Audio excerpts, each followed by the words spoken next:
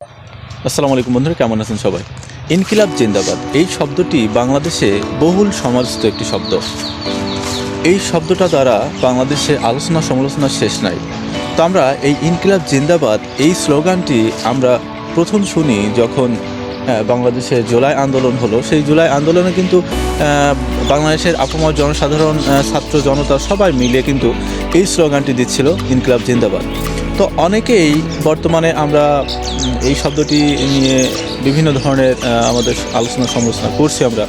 তো এই শব্দটি হাদির মুখেও অনেকবার শুনেছি। হাদির বিভিন্ন বক্তব্যের শেষে ইনকিলাব জিন্দাবাদ এই শব্দটি তিনি বলেন। এছাড়াও আমরা পিনাকিদার যারা ভক্ত আছি, পিনাকিদার বক্তব্য যারা নিয়মিত শুনি, তারা কিন্তু হচ্ছে প্রতিনিয়তই পিনাকির ভিডিও শেষে পিনাকিদা কিন্তু বলেন যে ইনকিলাব জিন্দাবাদ। আসলে ইনকিলাব জিন্দাবাদ এটা কি সন্ত্রাসীদের শব্দ?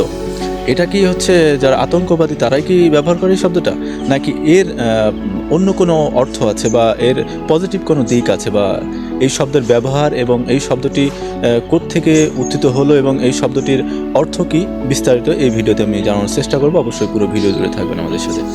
তো চলুন বিশ্লেষণ করা যাক। ইনকিলাব ইনকিলাব একটি হিন্দি এবং উর্দু শব্দ।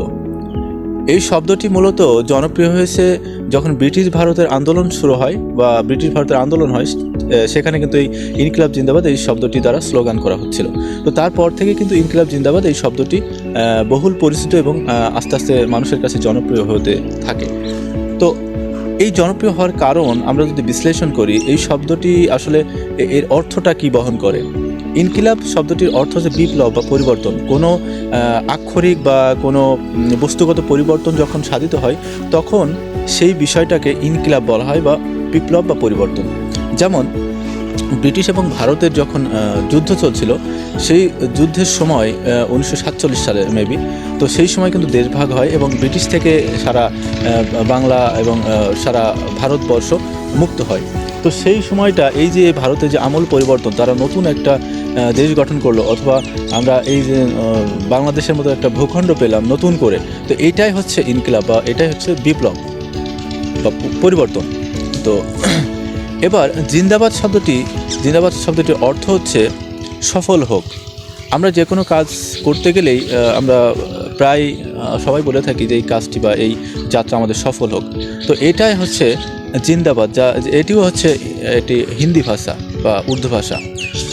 তো এই যে এই বাংলাদেশে আপামর জনসাধারণ যে এই বিষয়টা বা এই মানে শব্দটাকে নিয়ে বিতর্ক সৃষ্টি করেছে, তো এটার অর্থ না জানার কারণে এবং এই বিষয়টাকে আরও ঘোলাটে করার কারণে কিছু কুচক্রী মহল আছে, তারা কিন্তু এই শব্দটাকে সন্ত্রাসীদের শব্দ বলে থাকে এবং আতঙ্কবাদীদের শব্দ হিসেবে এটাকে আখ্যায়িত করেছে। তো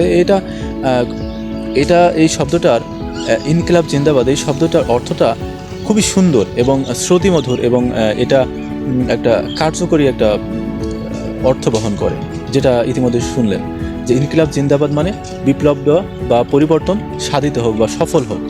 তো এটাই হচ্ছে এর মূল অর্থ। তো এই বিষয়টা ক্লিয়ার করতে পেরেছি নিশ্চয়ই। তো অবশ্যই আপনি আমার চ্যানেল নতুন হলে চ্যানেলটি সাবস্ক্রাইব করে দিয়ে আমাদের পাশে থাকবেন আশা করি, এবং অবশ্যই বেল বাটনটি প্রেস করে দিবেন যেন নতুন কোনো ভিডিও আসলে আপনার সামনে চলে যায়। ধন্যবাদ।